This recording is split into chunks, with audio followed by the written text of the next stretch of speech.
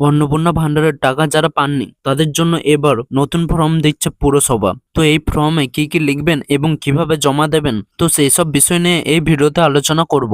নমস্কার বন্ধুরা, সবাইকে স্বাগতম ডিজিটাল সার্ভিস বাংলা ইউটিউব চ্যানেলে। তো আপনারা যদি এই চ্যানেলে প্রথমবার এসে থাকেন তো চ্যানেলটি অবশ্যই সাবস্ক্রাইব করুন এবং পাশে থাকা বেল আইকনটি অন করে রাখুন, যাতে সবার প্রথমে গুরুত্বপূর্ণ ভিডিও পেয়ে থাকেন। অন্নপূর্ণা ভান্ডারের টাকা আটকে থাকা উপভোক্তাদের জন্য নতুন স্বঘোষণাপত্র দিচ্ছে পুরসভা। স্ট্যাটাসজনিত সমস্যা সমাধান করতে আবেদনকারীর নাম, ঠিকানা, আয়ের বিবরণ ও স্ট্যাটাসের কারণ পূরণ করে নথিপত্র সহ জমা দিলেই দ্রুত অ্যাকাউন্টে বকেয়া টাকা মিলবে। জেনে নিন এই বিষয়ে বিস্তারিতভাবে। পশ্চিমবঙ্গ সরকারের একটি অত্যন্ত জনপ্রিয় এবং জনকল্যাণমূলক উদ্যোগ হলো অন্নপূর্ণা ভান্ডার প্রকল্প। রাজ্যের মহিলাদের আর্থিকভাবে স্বনির্ভর করার লক্ষ্যে এবং তাদের দৈনন্দিন জীবনের চাহিদাগুলো পূরণের উদ্দেশ্যে এই অন্নপূর্ণা প্রকল্প চালু করা হয়েছে। এই বিশেষ প্রকল্পের আওতায় যোগ্য মহিলাদের প্রতি মাসে 3,000 টাকা করে বিপুল আর্থিক সহায়তা প্রদান করা হয়ে থাকে, যা তাদের পরিবারের জন্য একটি বড় ভরসার জায়গা হয়ে দাঁড়িয়েছে। বহু মহিলা ইতিমধ্যে এই প্রকল্পের সুবিধা পেতে শুরু করেছেন এবং প্রতি মাসে তাদের প্রাপ্য টাকা পেয়ে চলেছেন। তবে এমন অনেক আবেদনকারী রয়েছে যারা সম্পূর্ণ সঠিক সময়ে আবেদন করা সত্ত্বেও এখনো অন্নপূর্ণা ভান্ডারের প্রকল্পের কোনো টাকা তাদের নিজস্ব ব্যাংক অ্যাকাউন্টে পাননি। মাসের পর মাস অপেক্ষা করেও যখন টাকা ঢুকছে না, তখন স্বাভাবিকভাবেই মহিলাদের মধ্যে একটা হতাশা তৈরি হচ্ছে। এই বড় সমস্যা সমাধানের জন্য পুরসভা এবং সংশ্লিষ্ট পঞ্চায়েত দপ্তর থেকে একটি সম্পূর্ণ নতুন পদক্ষেপ গ্রহণ করা হয়েছে। যে সকল মহিলারা এখনো অন্নপূর্ণা ভান্ডার প্রকল্পের টাকা পাননি তাদের জন্য একটি নতুন স্বঘোষণাপত্র ফর্ম প্রকাশ করা হয়েছে। এই বিস্তারিত প্রতিবেদনটিতে আমরা আলোচনা করব কেন এই ফর্মটি পূরণ করা আপনার জন্য আবশ্যক, ফর্মটি ঠিক কি কি গুরুত্বপূর্ণ তথ্য লিখতে হবে এবং কিভাবে সঠিক নিয়মে এটি জমা দিলে খুব দ্রুত অন্নপূর্ণা ভান্ডার প্রকল্পের আটকে থাকা টাকা সরাসরি আপনার ব্যাংক অ্যাকাউন্টে চলে আসবে। তো নতুন ফর্ম কেন দেওয়া হচ্ছে? অন্নপূর্ণা ভান্ডার প্রকল্পে জমা পড়া লক্ষ লক্ষ অসংখ্য আবেদনের মধ্যে অনেক ক্ষেত্রেই সরকারি স্তরে যাচাইকরণ প্রক্রিয়া কিছু যান্ত্রিক বা প্রযুক্তিগত সমস্যা দেখা দিয়েছে। অনেক মহিলার আধার নম্বর, ব্যাংকের দেয়া তথ্য অথবা অন্যান্য নথিতে সামান্য অমিল বা বানান ভুল থাকায় তাদের মূল আবেদন প্রক্রিয়াটি সম্পূর্ণ হয়নি। আবেদনকারী যখন অনলাইনে তাদের আবেদনের বর্তমান অবস্থা বা স্ট্যাটাস পরীক্ষা করছেন, তখন তারা দেখতে পাচ্ছেন যে তাদের আবেদন বা ফর্মটি কোনো একটি নির্দিষ্ট পর্যায়ে আটকে রয়েছে। মূলত এই ধরনের সমস্যা দ্রুত দূর করে যোগ্য মহিলাদের আটকে থাকা টাকা অবিলম্বে ছেড়ে দেওয়ার উদ্দেশ্যে পুরসভার তরফ থেকে এই নতুন স্বঘোষণাপত্র ফর্মটি সাধারণ মানুষের হাতে তুলে দেওয়া হচ্ছে। এই ফর্মের মাধ্যমে সরকার এবং স্থানীয় প্রশাসনে নিশ্চিত হতে চলেছে যে আবেদনকারীর মহিলা সত্যি অন্নপূর্ণা ভান্ডার প্রকল্পের সুবিধা পাওয়ার যোগ্য এবং তার দেয়া পূর্ববর্তী সমস্ত তথ্য সম্পূর্ণ সঠিক। অর্থাৎ এটি হলো একটি অতিরিক্ত যাচাইকরণ প্রক্রিয়া, যার মাধ্যমে অন্নপূর্ণা ভান্ডার প্রকল্পের বকেয়া টাকা পাওয়ার পথে আরও মসৃণ ও সুগম হবে। স্বঘোষণাপত্রে কি কি তথ্য দিতে হবে আপনাদেরকে? পুরসভা বা স্থানীয় প্রশাসন থেকে দেয়া অন্নপূর্ণা ভান্ডার প্রকল্পের এই নতুন স্বঘোষণা পত্র ফর্মটিতে আবেদনকারীকে বেশ কিছু ব্যক্তিগত এবং পারিবারিক তথ্য অত্যন্ত সতর্কতার সঙ্গে পূরণ করতে হবে। ঠিক যেমনটি ফর্মের একেবারে প্রথমেই আবেদনকারীকে অত্যন্ত স্পষ্টভাবে তার নিজের সম্পূর্ণ নাম লিখতে হবে। এরপরে যথাস্থানে আবেদনকারীর স্বামী অথবা পিতার নাম সঠিকভাবে উল্লেখ করতে হবে। ঠিকানা অংশে নিজের গ্রাম, এলাকার পোস্ট অফিস, সংশ্লিষ্ট থানা এবং আপনি ঠিক কোন পঞ্চায়েতে বা পুরসভার অধীনস্থ স্থানীয় বাসিন্দা তা বিস্তারিত ও স্পষ্ট করে ফর্মে লিখতে হবে। এরপরে আবেদনকারীর স্বামী বা পিতার পেশা বা কাজের বিবরণ ফর্মে নিখুঁতভাবে জানাতে হবে। এর পাশাপাশি পরিবারের সর্বমোট মাসিক আয় কত, আপনার নিজস্ব গৃহের বিবরণ অর্থাৎ পাকা না কাঁচা বাড়ি এবং পরিবারের নামে থাকা সম্পত্তির বা জমির পরিমাণ ঠিক কত, সেই সমস্ত তথ্য নির্ভুলভাবে ফর্মে লিখতে হবে। সর্বদাই মনে রাখবেন, এই প্রতিটি তথ্য অন্নপূর্ণা ভান্ডার প্রকল্পের বিপুল সুবিধা পাওয়ার জন্য অত্যন্ত গুরুত্বপূর্ণ। তাই ফর্ম পূরণ করার সময় কোনো তথ্য যেন ভুল না হয় বা বাদ না যায়। স্ট্যাটাস অনুযায়ী সঠিক কারণ বেছে নিন।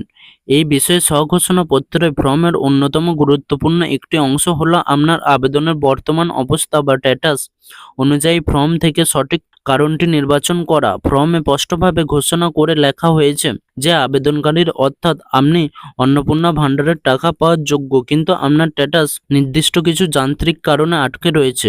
ফর্মে মোট 5টি বিকল্প পরপর দেওয়া হয়েছে। ফাইলে যেমনটি দেখা যায়, ফর্মে মোট 5টি বিকল্প পরপর দেওয়া থাকে এবং প্রতিটি বিকল্পের ডান দিকে একটি করে ফাঁকা চৌকো বা বাক্স রয়েছে। প্রথম বিকল্পটি হলো আরও যাচাইকরণের জন্য ফর ফার্দার ভেরিফিকেশন লেখা থাকে। দ্বিতীয়টি হলো প্রক্রিয়াধীন বা আন্ডার প্রসেস লেখা থাকে। তৃতীয় বিকল্পটি হলো এসএসডি জন্য আরও যাচাইকরণ। চতুর্থ বিকল্পটি হলো সরকারি কর্মচারীদের যাচাইকরণ সংক্রান্ত এবং একেবারে শেষ বা পঞ্চম বিকল্পটি হলো AY এর জন্য আবেদন করছেন না।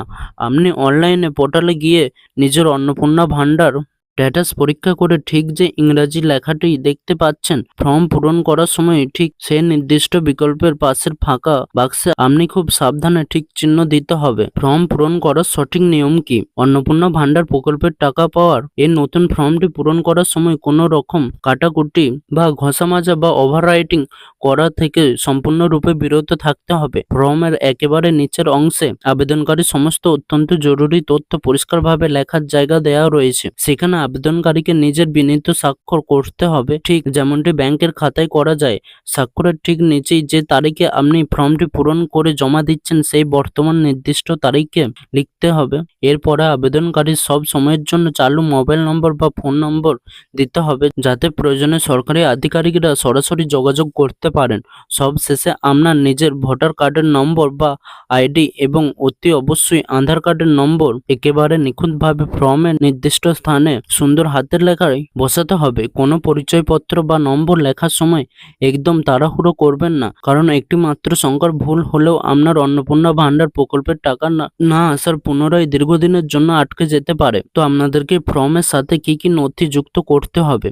যদিও এটি মূলগতভাবে একটি সাধারণ স্বঘোষণাপত্র, তবুও ফর্মটি সফলভাবে জমা দেওয়ার সময় এর সাথে কিছু অত্যন্ত প্রয়োজনীয় ও গুরুত্বপূর্ণ নথিপত্রের ফটোকপি বা জেরক্স যুক্ত করে দেওয়াটাই বুদ্ধিমানের কাজ হবে বলে মনে করা হচ্ছে। আপনি অন্নপূর্ণা ভাণ্ডার প্রকল্পের প্রথমবার যখন আবেদন করার জন্য যে সমস্ত আসল নথি দিয়েছেন তার বেশিরভাগই এখানে প্রমাণের জন্য লাগতে পারে। নিজের পরিচয় প্রমাণস্বরূপ আপনার আধার কার্ড এবং ভোটার কার্ডের স্পষ্ট জেরক্স অবশ্যই সঙ্গে রাখবেন। প্রকল্পের টাকা অ্যাকাউন্টে ঢোকার ক্ষেত্রে ব্যাংক অ্যাকাউন্টের বিস্তারিত তথ্য খুবই জরুরি, তাই আপনার নিজের ব্যাংকের পাসবইয়ের প্রথম পাতায় একটি পরিষ্কার জেরক্স কপি ফর্মের সাথে যুক্ত করবেন।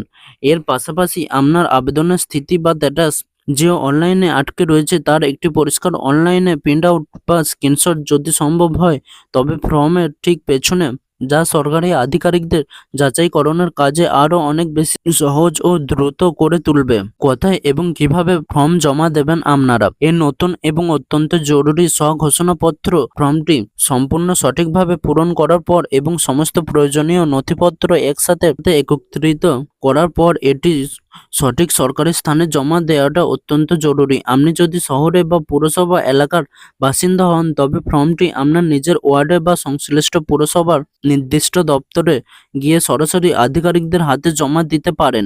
আর যদি আপনি পঞ্চায়েত বা গ্রাম অঞ্চলের বাসিন্দা হন, তবে স্থানীয় পঞ্চায়েতের অফিস অথবা সরাসরি ব্লক ডেভেলপমেন্ট অফিস বা বিডিও অফিসে গিয়ে এই ফর্ম জমা করতে হবে। অনেক সময় রাজ্য সরকার বা স্থানীয় প্রশাসনের পক্ষ থেকে সাধারণ মানুষের অন্নপূর্ণা ভাণ্ডার প্রকল্পের বিভিন্ন সমস্যা সমাধানের জন্য পাড়ায় পাড়ায় বিশেষ ক্যাম্প বা সহায়তা শিবিরে আয়োজন করা হয়ে থাকে। আপনি চাইলে সেই সমস্ত সুবিধাজনক ক্যাম্পে নিজের পূরণ করা ফর্মটি জমা করতে পারেন। ফর্ম জমা দেওয়ার সময় অবশ্যই দায়িত্বতর সরকারি আধিকারিককে আপনার আটকে থাকা ডেটার সমস্যার কথা বিস্তারিতভাবে বুঝিয়ে বলবেন, যাতে তিনি বিষয়টি গুরুত্ব এবং যত্ন সহকারে দেখেন। অন্নপূর্ণা ভাণ্ডারের আবেদনের টাকা আটকে গেলে কি কি করবেন আপনারা? যদি কোনো কারণে আপনার আবেদনটি সিস্টেমে আটকে গিয়ে থাকে এবং আপনি এখনো আপনার প্রাপ্য টাকা না পেয়ে থাকেন, তবে একেবারেই হতাশ হবেন না বা দুশ্চিন্তা করবেন না। পুরসভা এবং পঞ্চায়েত কর্তৃত্ব প্রদান করা এই নতুন স্বঘোষণাপত্র ফর্মটি সংগ্রহ করুন এবং সমস্ত কিছু তথ্য সঠিক করে দিন। সরকারের তরফ থেকে জানানো হয়েছে যে সমস্ত আটকে থাকা অসম্পূর্ণ আবেদন খুব দ্রুত যাচাই করে সকল যোগ্য প্রাপকদের ব্যাংক অ্যাকাউন্টে টাকা নিরাপদে পৌঁছে দেওয়ার জন্য দিনরাত কাজ করে চলেছে।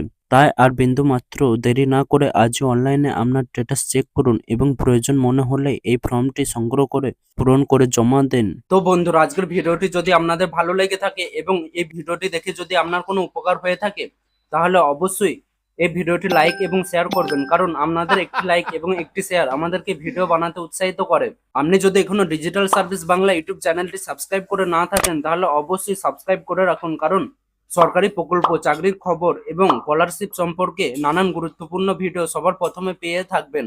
আপনাদের যদি কোনো প্রশ্ন থেকে থাকে তাহলে অবশ্যই এই ভিডিওর নিচে কমেন্ট করে জানান, আমি যত তাড়াতাড়ি সম্ভব আপনাদের প্রশ্নের উত্তর দেওয়ার চেষ্টা করব। আজ এই পর্যন্ত, সবাই ভালো থাকবেন, সুস্থ থাকবেন, আবার দেখা হবে নতুন একটি গুরুত্বপূর্ণ ভিডিওতে। ধন্যবাদ, জয় হিন্দ।